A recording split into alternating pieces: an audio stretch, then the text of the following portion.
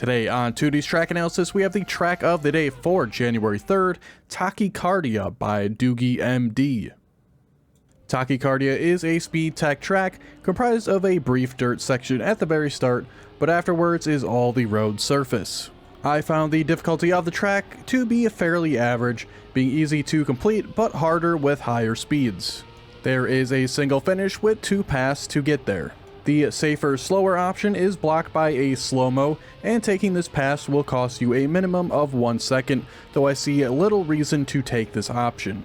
I finished the track with a time of 46.394, well ahead of the gold, but only about 1 second behind the author time of 45.494. I found the track to just be good overall with nothing too special about it, so on the plus-minus rating scale I give Tachycardia a plus rating. So for the analysis today, I got a little something different again, experimenting with different ways to do this, and here I'm going to have the world record overlaid with mine, and of course the world record gets ahead of me, so I did a couple little tricks here to try to get them to line up at certain spots I want to talk about.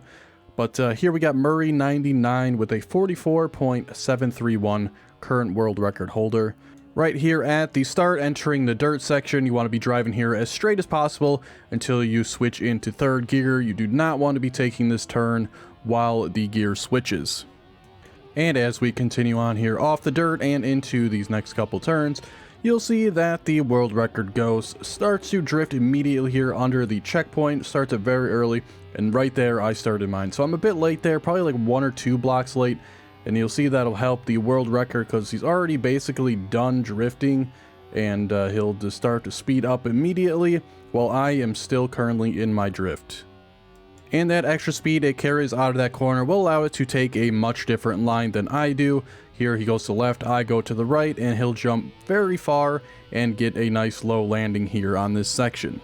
And as I bring the world record back to myself here, we pretty much are on the same line, and this turn isn't all too different. The world record is a bit more aggressive towards the inside of this, but overall we're not too far off here. And for this upcoming jump, I was a little bit too far to the right the whole way through, and just not a good line overall. You really want to be kind of right in the middle there.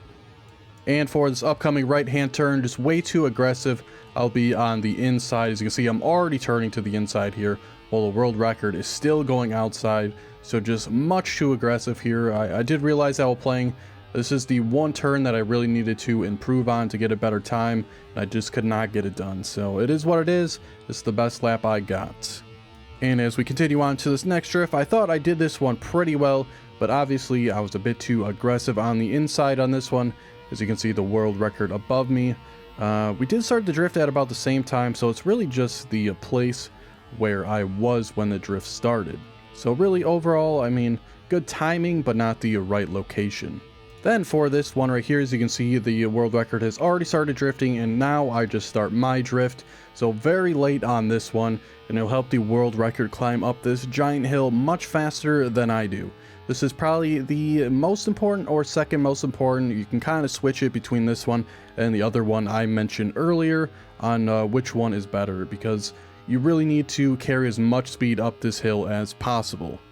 I just want to mention for this turn as well, it is rather tricky to line it up perfectly to get into this section, and then when you're here you want to obviously go to the left. I'll get a little bit of a jump, which I honestly think is alright. This turn can be a bit tricky, and getting the little bit of airtime to help you slide into that one, it makes it a little bit easier.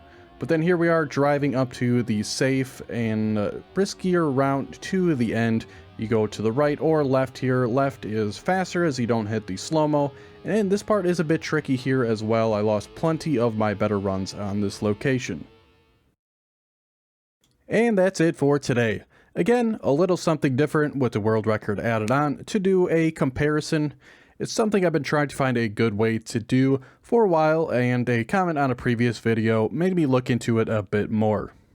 Feel free to leave a comment on how you liked it, for better or for worse, compared to my previous way of doing the analysis.